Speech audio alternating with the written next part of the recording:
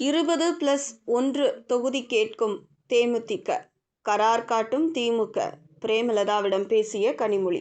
ஆட்டம் காட்டும் பிரேமலதா, கழட்டிவிட முடிவு.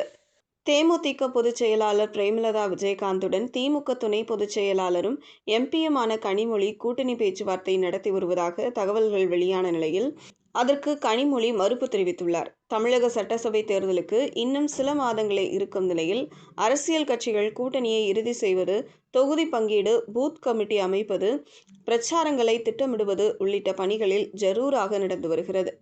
திமுக கூட்டணியில் அங்கம் வகித்திருக்கும் காங்கிரஸ் கட்சியில் உள்ள சில நிர்வாகிகள் அமைச்சர் பதவியை கேட்டு மல்லு கட்டி வருகிறார்கள்.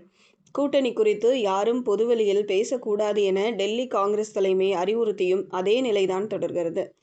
இந்த நிலையில் திமுக கூட்டணியில் காங்கிரஸ் அங்கம் வகிக்கிறதா என்ற கேள்விக்கு தமிழக காங்கிரஸ் தேர்தல் மேலிட பொறுப்பாளர் கிரீஷ், இதை திமுக தான் அறிவிக்க வேண்டும், அப்போதுதான் பேச்சுவார்த்தை தொடங்கப்படும் என தெரிவித்திருந்தார். இதைத் தொடர்ந்து காங்கிரஸ் கட்சியை திமுக நிர்வாகி தளபதி கடுமையாக விமர்சித்ததை தொடர்ந்து தற்போது இரு தரப்பிடையே மோதல் போக்கு ஏற்பட்டுவிட்டது. இந்த நிலையில்தான் நேற்று முன்தினம்